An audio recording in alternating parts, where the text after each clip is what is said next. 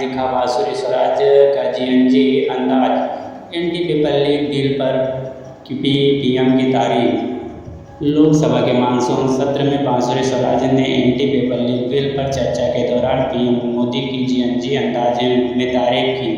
कहा, Modi ji Clyde it.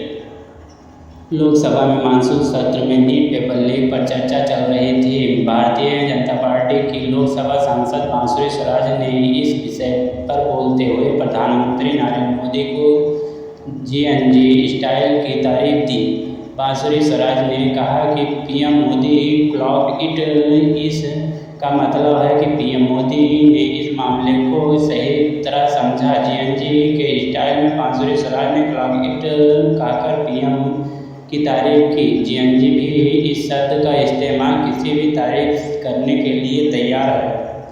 Anti paper leak bill के समर्थन में बहस के दौरान बांसुरी स्वराज ने कहा कि जीएनजी की भाषा में कहूँ तो मुझे कहना होगा कि मोदी जी ने इस कानून का समाधान खोलकर इसे सही समझा है।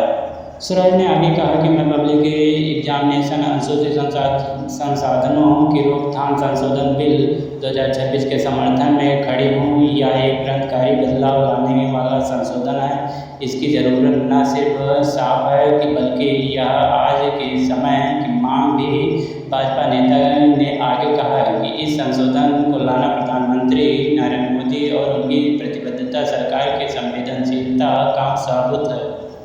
स्पीकर सर, जब किसी प्रतियोगिता परीक्षा को सुनिश्चित प्रभावी होते हैं तो इसका असर सिर्फ उस उम्मीदवार तक सीमित नहीं रहता जिसका भविष्य दांव पर लगा होता है।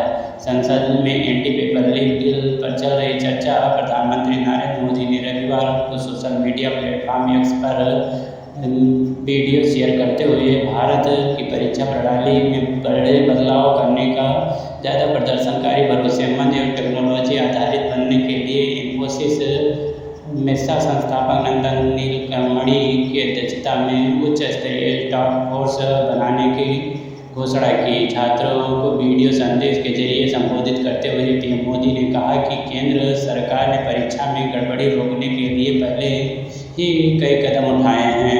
इसके तहत गड़बड़ी में शामिल लोगों को जेल भेजना, फास्ट ट्रैक कोर्ट बनाना और सख्त कानूनी प्रावधानों का प्रस्ताव लेना।